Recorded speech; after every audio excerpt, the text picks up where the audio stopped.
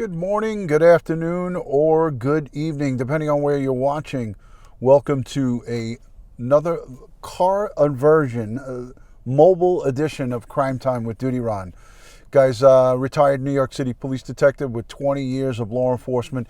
If you like all things true crime related from a police perspective, hit the subscribe button, hit that notification bell so you'll get all things DutyRon when I go live or upload another video. A special thank you to the Patreon supporters, the channel members, and everyone who positively interacts in all of these live streams. You guys are greatly appreciated, and I do thank you so much for being here. I can't see the chat right now. It's coming up slow. Hey, how are you, Angelica? Thank you so much, Angelinky. Thank you so much. I think I screwed that up. Angel, good to see you. Hi, Nancy, Margot. Everybody's starting to come in. I think the chat was a little delayed. Crystal, good to see you. Hello from Wisconsin. Yeah, my thoughts and prayers go out to the people in Wisconsin. Again, we made mention of it last night. Horrible, horrible situation over there.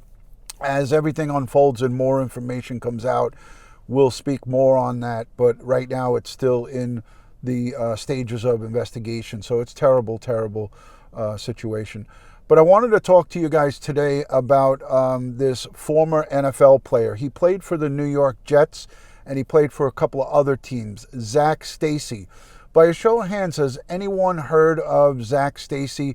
He was arrested for, thank you, Will 411 now. Thank you for that $20 super chat. I love your content as well. I got to get over and see you guys on Sunday for trivia and all the different things that you do. Hopefully one day we could get together and do a collaboration. I'd love to do something with you, Will. So thank you for that. Yeah, so last Saturday, thank you, Sherry, for becoming a channel member. Appreciate that. Thank you for the support. Last Saturday, not this weekend, but last weekend, Zac Stacy, a former NFL player, had what looked to be a disagreement with his girlfriend. Actually, it's not his girlfriend, it's his baby's mother. He had an argument. She had a camera set up, a Wise camera set up inside their apartment or her apartment. He came in, he verbally was abusive to her and then physically assaulted her, and it was all on camera. He took her and threw her across the apartment like she was a rag doll. He hit her in the face and then threw her against the TV. TV fell on top of her, all with their 5-month-old son sitting in a bassinet on the couch. This was savagery 101. Crystal Champion, thank you. Nobody deserves that. No woman or man should be putting their hands on anybody, but no woman has ever deserved to be hit and treated like that. So I wanted to talk about it because we did do a special on domestic violence. I will read you, for those of you who are outside the United States, I'll read you the article. It says, nearly after a week on the run, former NFL player Zac Stacy is in court for the first time. This was Friday that just passed. He was arrested overnight by the Orlando Police Department in Florida. The statement from the police reads, the Orlando Police Department received information that NFL player Zac Stacy, wanted out of Orange County / City of Oakland for aggravated battery in a domestic violence case, was arriving at the Orlando International Airport. Our officers made contact with Stacy as he exited the aircraft on a flight from Nashville. We placed him in custody and transported him to the Orange County Jail without incident. He's accused of beating his ex-girlfriend / baby's mother in Oakland last weekend. Then he took off and fled to Nashville. So he committed the crime and then fled to Nashville. His attorney arranged his surrender. They contacted Oakland PD. Thank you, Claudia, for the $5 super chat. Let me see the other one. Crystal Champion, I said thank you and hello. Claudia Spencer, much love and respect. Thank you for the super chat. So, factual breakdown, doesn't matter where Oakland is, how bad of a place it is, no woman deserves to be assaulted like that. And I agree that Oakland is a rough spot. He was arrested for aggravated battery and a criminal mischief. According to Stacy's lawyer, he got on a flight immediately after learning that there was a warrant for his arrest and surrendered himself. How convenient. He knew what he did was viral. He saw it all over the internet. By a show of hands here in the chat, how many of you have seen that viral video? It is tough to look at, but how many of you have seen that viral video? I have seen it myself. Hello, Naboul. Good to see you. Thank you for joining from France. I have seen it. I just want to see if anybody has seen or heard of that video. It was all over the internet. It was on TikTok. It was on Facebook. Horrible, horrible, horrible video of domestic violence. So he surrendered himself. He was actually there to pick him up. The attorney was there to pick him up and deliver him to the jail and surrender him. But he was met by police. Attorneys generally, when they notify the police, they come and they show up at the airport. I've done it 100 times, maybe more, where we've gone to JFK and LaGuardia and picked up somebody coming in. So we were there we had arranged his surrender under the conditions with the Oakland Police Department, Stacy's lawyer said. A judge ordered Stacy to have no contact with the victim, turn in his passport, surrender any firearms, and he was released on bond, $10,150. The Oakland police confirmed the video that had gone viral after being posted on social media, that being that the alleged victim appears to show the attack, which happened last Saturday. Police say the video shows Stacy striking the victim twice in the head, and then you hear her plead for him to stop. The arrest affidavit says the video shows Stacy picking up the victim, like I said, throwing her across the room like a rag doll into the television, 65 inches TV, and it fell off the table or off the wall and fell on her. While the victim was still on the floor, Stacy, that is the perpetrator, stands over her, and he eventually picks her up and body slams her into a baby bouncer, an infant seat that was on the couch, and the infant was seen on the couch crying as Stacy, the perpetrator, walks out. The victim reported the incident to the police, and according to the investigators, soon learned Stacy had left the state. As for the victim, the arrest affidavit says that she was treated at a hospital for cuts and bruises. There's been a history between Stacy and this victim of continued domestic violence. Sharad, Judd, that's a good question. Why do judges let people out on bond when they're violent like this? Stacy and the victim have had recorded histories of police visits, according to new information from the Oakland police. The first incident was a verbal altercation on August 16th of 2021, where the victim told the responding officers no violence had occurred. No crime was reported, and the officers filed a written report to document what happened. Oakland PD said a second time they were called, and it was a result of a domestic violence incident regarding the victim and Stacy, which occurred September 26th. So August 16th, then September 26th, just a little bit past a month and 10 days.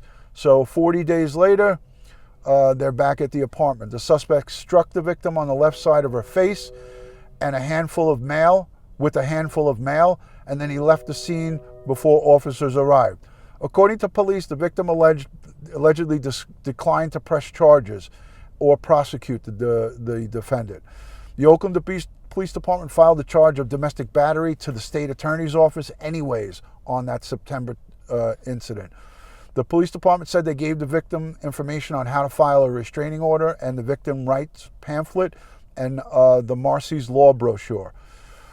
I'm going to play for you the news footage. I'm not going to play the video of him hitting her and knocking her around. It's a little rough to look at.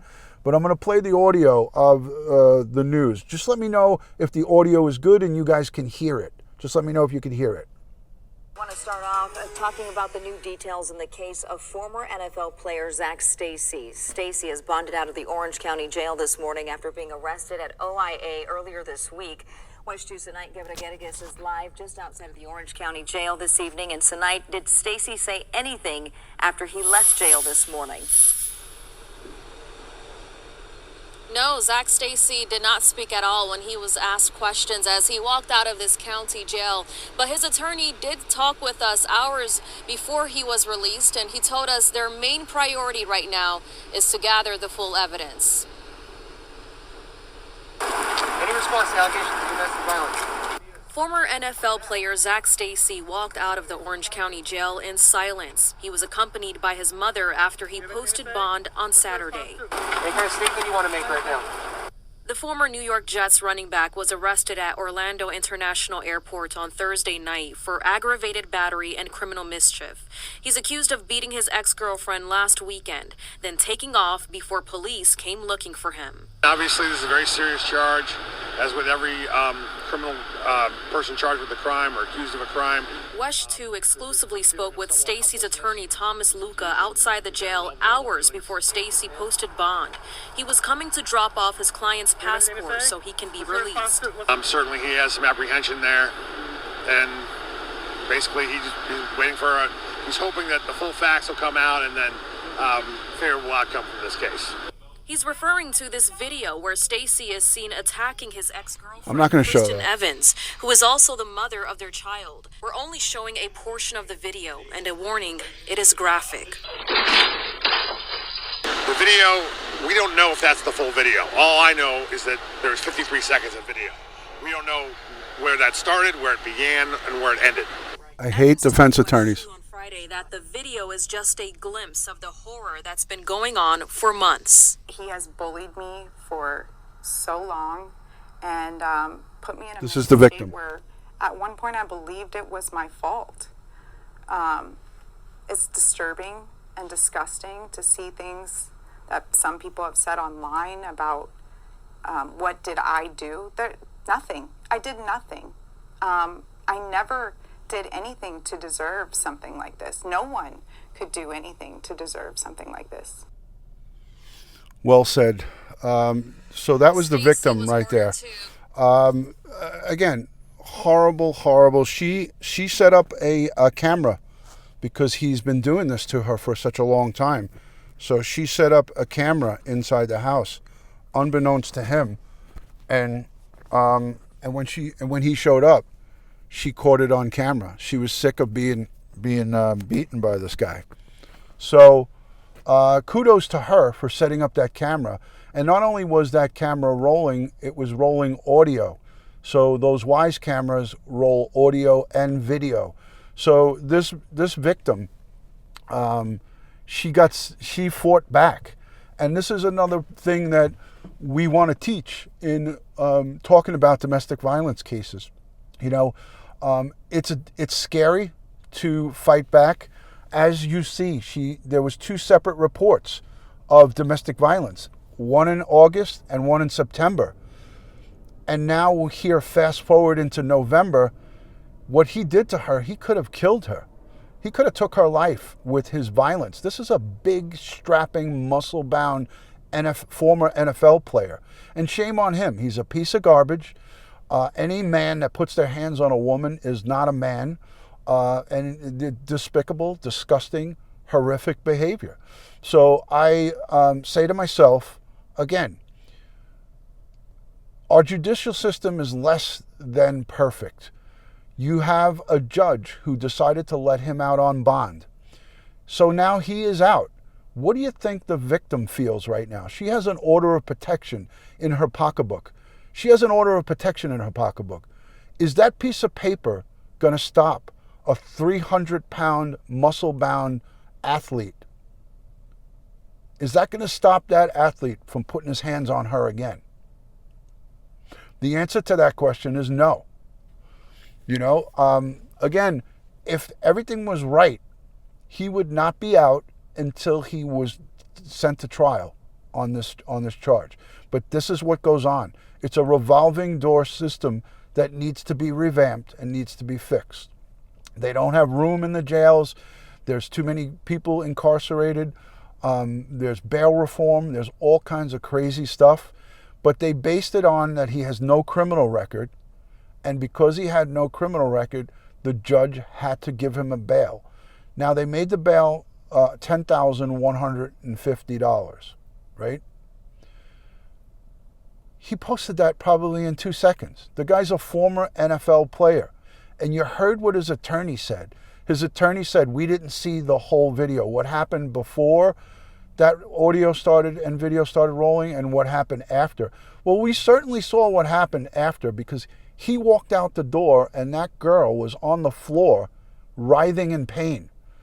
And her 5-month-old baby that she shared with this goddamn animal, that baby that was sitting on the couch, the 5-month-old, was crying as his mother sat on the floor freshly beaten by its father. Disgusting. So I wanted to bring this video to you guys today because we spoke about domestic violence just about 2 weeks ago. And I'm going to get another domestic violence expert. She's a local homegrown expert from Long Island, New York. And I'm going to get together with her and have her join us to give an exit plan, to give a plan for everybody and anybody who is currently a victim of domestic violence and doesn't know what to do.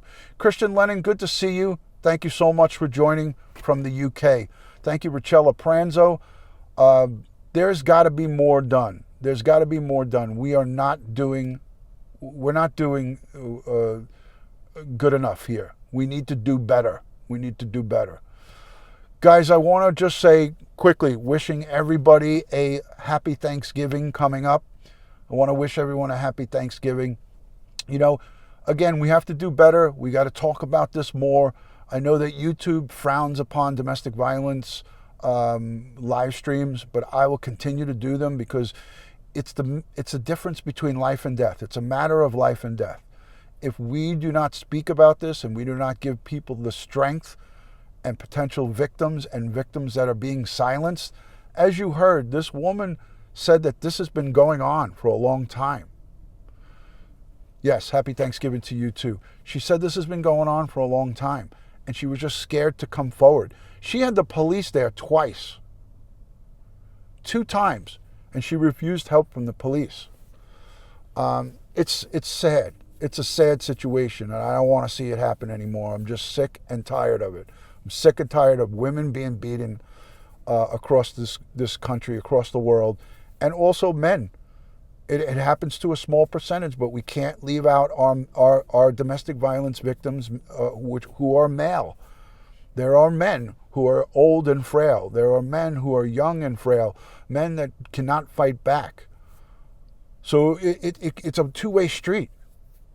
It's happening to both male and female, but predominantly happening to females. But we need to have the conversation. Let's continue this conversation. I'm not going to do the roll call here because it's not appropriate. She couldn't fight back. This guy's a 300-pound, muscle-bound NFL player. All she did was ball herself up and hope for the best. She made it out alive. Others don't.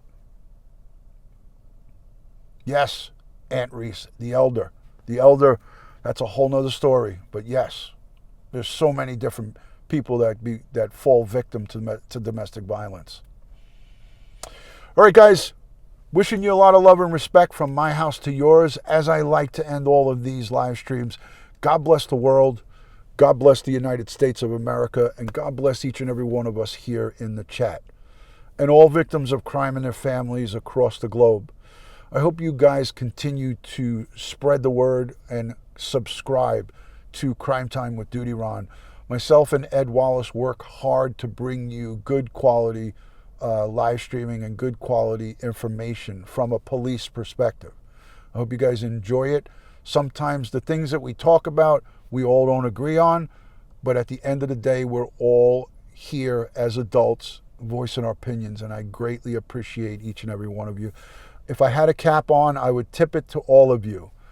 Thank you, thank you, thank you. I will post. Hey, I sent you a message, Christian, on Patreon. I sent you like 4 messages.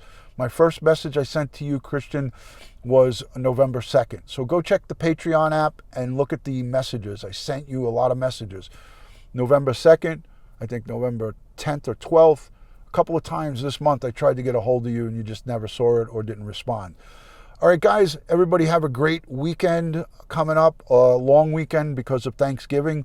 If you're outside the country, I will see you on the next one. Thank you so much for being here, and we'll see you soon. Take care from DutyRon and Ed Wallace. Peace, guys.